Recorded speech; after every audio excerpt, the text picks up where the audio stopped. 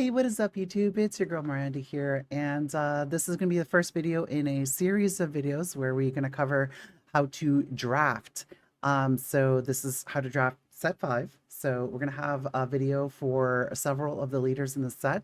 We're not going to do every single leader just because there are some leaders that you really don't want to be playing. And some of the leaders don't really like have a specific strategy attached to them, but this is, I mean, you can tell from the title and thumbnail, this is going to be a how to draft kit Fisto deck. So if I seem a little lower energy than usual today, it's I'm still recovering from the Galactic Championships. I'm still quite tired.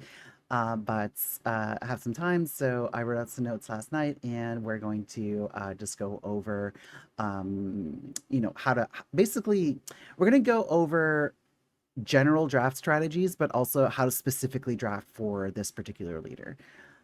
So before we get into Kit Fisto, I do want to get into some just basic draft strategies. So I'm assuming everyone watching knows how a draft works. You know how to open packs, like draft your leaders, draft your cards. You don't need me to explain that. If you don't know how that works, you can just go on the Star Wars Unlimited website and you can just read the rules. I'm not going to cover those. But there are some basics that I see people making these mistakes like all the time. So the number one thing is like probably the most important thing that you want to do to like set yourself up for success, or at the very least avoid setting yourself up for failure, is having a spread of aspects in your leaders. So the leader draft is actually probably the most important part of the draft. So the number one thing that you need to make sure you get is you need to make sure that you have a spread of aspects, and specifically a spread between villainy and heroic. So you definitely don't want to be in a situation where you're locked into one of those two. I see this happen all the time where one of my neighbors has three villainous leaders, or they have three heroic leaders that locks them into a specific aspect. And basically any heroic, so if they have like three villainy leaders, any heroic card that comes their way, they have to pass. And basically that can really, really harm your draft strategy, because you could be in a seat where you have certain colors that are open that you can't even draft because you don't have the leaders for them. So when you're looking at your when you're looking at your first three leaders, look over to your neighbor. So you're passing to the right, so look over to your left, see what leaders they have, and try to guess what they're gonna pick. So if they opened three heroic leaders, you know with certainty you're getting past a heroic leader. So first pick a villainous leader in that case, so that you're guaranteed to have one of each. Obviously, you're gonna look at your three leaders, and you're gonna want to pick the most powerful one, but also keep in mind what you're getting past. So leader draft is open information. Everyone knows everybody else's leaders. So look to your neighbors. And try to predict what they're going to pick. So I mean, especially if they open like one good leader and two not so good leaders, you know what you're getting past.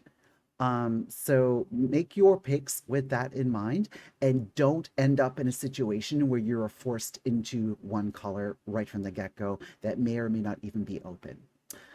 So the second thing is try to stay open in drafts. So like I have quite a lot of draft experience in Magic, and there are draft formats where you want to force a certain deck. That does happen sometimes, but generally you're better off just staying open and pay attention to what cards are in the pack. So like if you're getting, like, for instance, a third pick Shatterpoint, you know that your neighbors are not in blue, so that is the signal that you should go into blue. So it's stuff like that. Look at the pack, and then also when you're passing, remember what cards you're passing. So if you're passing very powerful aggression cards, for instance, you know that your neighbors to your left are probably going to be picking those aggression cards. They're going to cut you off in the next pack. So like, don't pass strong cards of one color and then go into that color, because you'll end up with a weak deck. So that's just kind of like the basics of drafting. And that's something that you definitely will learn with some experience. But like I said, the most important thing is to have that spread of aspects in your leaders. Because the last thing you want is to be sitting in a perfect spot to draft a certain color combination and then not have the leaders to play that deck. So, all right, so we're just going to go through a quick tier list for which leaders you should be playing, which ones you should not be playing.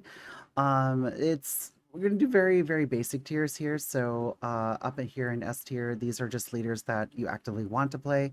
The A tier are leaders that are playable. They're not your first choice, but you'll still play them if you end up with them. And then the bottom tier here are leaders that you want to avoid playing. So we'll just go in order here. So we'll start off with Kylo. So Kylo is like not a very good leader in draft just because his ability doesn't affect the board and he deploys really late and you're not going to get very many upgrades in your deck. So it's not even like that impactful when he comes out. So this is definitely a leader I would not want to play. So our other villainy vigilance leader is Mother Taliesin. So this is one of the better leaders in the set. So this is one you actively do want to play. Definitely look to pick this one up. Ahsoka Tano, it's because she's kind of like in the middle. So what bolsters both Ahsoka and Kanan is that there's a lot of like really good cards in these colors. The ability is like whatever. There are certain cards that like actually work quite well with her. And she does come out as like a 5/6, so she's she's a big girl. So, yeah, so you can definitely have a decent Ahsoka deck. Kanan, pretty much the same thing. Kanan is a bit more dependent on having creatures in your deck. You can't really rely on the Spectre part of his ability just because the only Spectre in the set is Ezra, and that's an uncommon. So you're gonna want to be a creature focused deck. But it's definitely very playable. And like I said, these are good colors to be in. Morgan Elspeth, not playable really. It's just that ability is just it's really narrow, and even when you do fire it off, you're getting a one resource discount. Like it's not good. So Supreme Leader Snoke, another one of the better leaders that you want to be in. So this is just it's a really solid ability. It gets out of hand really quickly, and it's hard to deal with. So that's definitely a leader that you want to be. Avar Chris, I would kind of put her at the bottom of A tier. So being able to get the Force whenever you want it is quite useful, and she is gigantic when she does deploy. So, but it just unfortunately her ability doesn't really affect the board, and she does come out very late. So it's I mean she's playable, but like this is not you're hoping to get something a little bit better. Obi-Wan is a really good one as well. It's like Snoke. You're reliant on the Force, but it's kind of like a more go wide strategy than Snoke. But it is a very powerful effect, and the fact that he comes out on 5 is also really useful. We're gonna skip over the starter leaders, so no Darth Maul, no Qui-Gon, just because unless you open a showcase, like you're not gonna be playing those leaders, so we're just not even gonna cover them. So third sister, I would either put her at the bottom of A or at the bottom of S or at the top of A. Um, so hidden is quite a powerful mechanic, and the fact that she's hidden herself means that you can have some pretty powerful flip turns, especially if you have some upgrades in your decks. So if you normally lightsaber is a very high risk play, but it's the risk is definitely a lot lower when you put it on like third sisters. So you just want to make like a giant third sister on the flip turn and try to take over the game from there. Kid Fisto is another like really solid leader. It's you definitely want to. It's a very like narrow strategy, but it's one that works a lot better than draft over sealed because in draft you can sculpt your deck, and um, and yeah, it's being able to ping something for 2 every turn is really really strong. Ray is another like unplayable leader. I mean, the action just doesn't do anything. The flip doesn't really do anything, and she comes out really late. So don't play this leader. Same thing with Barasafi. I mean, she does come out a turn earlier than Ray, but again, you don't really play that many events in your limited decks. So she's just not where you want to be. Grand Inquisitor is another really solid leader. It's there. He pairs like really well with certain cards, like especially the the cunning villainy saber. Like you get to double dip on those effects, so you get a lot of value trades. So it's just a really good like board control deck. Cal Kestis, he's fine. I mean, he's the only leader in these colors, which is what you need sometimes. It's a very tempo-oriented deck, so this is a deck that wants to close out games like really quickly. But the longer the game goes, the worse this leader gets. And then both of the mono aspects are you're just not going to get the cards for these. So like, please don't play these leaders.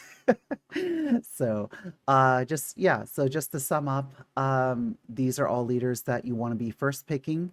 So again, third sister, I could put her here, I could put her here. It doesn't really matter. Um, you, yeah, like you're gonna want one of these leaders in your first pick.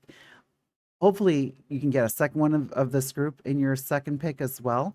It's probably not going to happen that often, but as long as you get both a villainy and a heroic leader from this group here, this group of 10 leaders, you should be able to draft a decent deck. So, as I said before, you definitely don't want to be a situation where your only playable leaders are in like one color. Like, make sure that you can draft whatever is open. So that's just a really quick rundown of like how good the leaders are. I mean, I could definitely like flip around the order here, but it doesn't really matter that much. But it just basically try to get something in this group with your first pick or two, and then fill out whatever you're missing with something in this group. And then from that point on, just draft what's open. Make sure you're able to read the signals of your neighbors and draft the best cards you can. Anyways, let's talk about Kit Fisto. So this is the first one I wanted to do just because I like really narrow strategies in draft. They're less powerful in sealed because you don't have any control over what cards you have. But in draft, you can sculpt a deck around a specific strategy. And Kit Fisto has one of the best leader side abilities. The ability to spend one resource and ping something for two is amazing. It's really strong. Um, you do have to do some setup for it. So we'll get into that a little bit later in the video.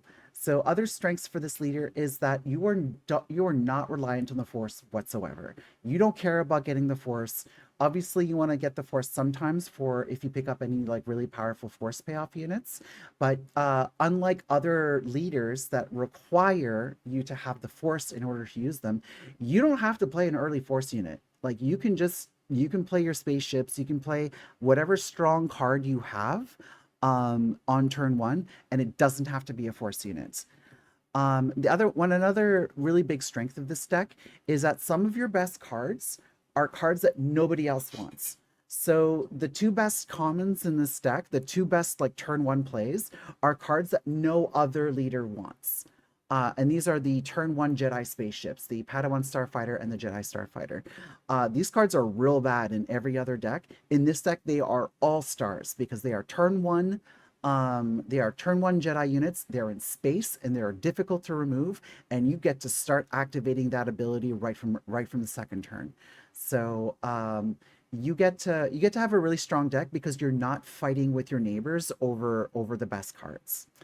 And the other really big strength of this deck is that we play a lot of spaceships in this deck. Like this deck is very space heavy, and not a lot of other decks do that. So you can definitely cheese out some wins in space just by playing a bunch of space units, not interacting with your opponent, and just cheesing out wins that way. This deck does have some weaknesses.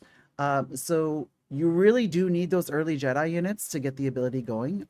If you don't play a Jedi on turn one or turn two, you basically have a blank leader, and it's real sad. It's real sad. Another kind of downside of this is that you're playing off curve. So if you're using the ability every turn, the ability does cost a resource, so you are playing under curve for most of the game. Another downside is that if you don't draw those early Jedi, your leader flip is extremely weak. So one power base is awful. Like it's at the point where like you don't even want to flip him if you don't have like at least a couple Jedis in play. So yeah, it's if you don't draw those early Jedi cards, this deck really doesn't do anything. And the other weakness is that you really are locked into playing Vigilance as your third aspect in this, just because that's the best version of this deck, and that's really the only version of this deck that has kind of a critical mass of early Jedi units that you can play. So you are kind of like forcing that color. The good thing about that is that the vigilance cards you do want are cards that nobody else wants. So it's not that big of a deal. All right, so we are going to get into our pick order. So this is not like set in stone. Like this isn't like, oh, you must take this card first over this next card. It's you need to be able to keep in mind what your curve looks like. So the first card we're going to talk about here is Itinerant Warrior, which is probably one of the best commons in these colors. But if you already have like a ton of 4-drops, maybe you want to take a different card over it. So you want to be really, really cognizant of your curve when you're drafting. So this pick order like is fluid. So I have these in like categories. So generally you want to take the cards from the first bucket over any cards in the second bucket, etc. But you need to be able to adapt to the situation. You need to be able to adapt to what's going on in your draft. So cards in the first bucket here. So these are your early picks. And again, these are just the commons. So we have Itinerant Warrior, which is it is a 4-drop Jedi unit, has a very powerful ability. It's a way to use your force, and it's a 4/4 shielded, so it's just a really really strong unit. This is a card that like other people in these colors are going to want, so you may not get very many of them, but definitely a very powerful card in this deck. The next one is Padawan Starfighter. So this is actually like one of your best turn one plays, but it's a card that no other deck wants. So with this and Jedi Starfighter, so Padawan Starfighter, Jedi Starfighter are basically the same card in this deck. They are turn one Jedi that no other deck wants, and they're also cards that if you open them, you can probably get them on the wheel. So what I mean by that is they will go all the way around the table and then make their way back to you because no one else is going to pick them. Of course, this is not true if there is another Kit Fisto drafter at the table. So that's something you need to, again, look around, see what other people are drafting. And if you open a Padawan Starfighter, Jedi Starfighter, you pass it and it comes back, you know the coast is clear for this deck. So it's a card that like absolutely you want as many of these as possible in your deck, but you don't necessarily have to pick them over more powerful cards, just because you're going to be able to get them late. Now, obviously, if you are in like pick 7, pick 8, you're not going to be able to. They're not going to come back, so you should pick them up at that point. But if you are in like the first couple picks of the draft, you can safely pass these, and in most cases, they will come back. Next card is Whirlwind of Power. It's just a solid removal card. You're not always going to have a force unit, but spending 3 to give something -2/-2, very useful card. Jedi Knight and Jedi in Hiding, these are your turn 2 Jedi units.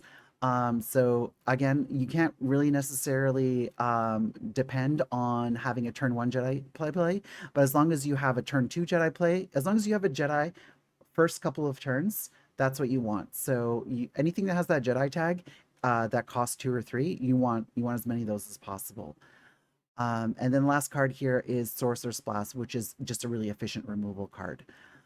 So one thing I didn't mention before is that you really, really want to prioritize 2-drops in this deck, because the ideal play pattern here is to play a Jedi turn 1, and then turn 2 play another 2-drop, and then use the ability.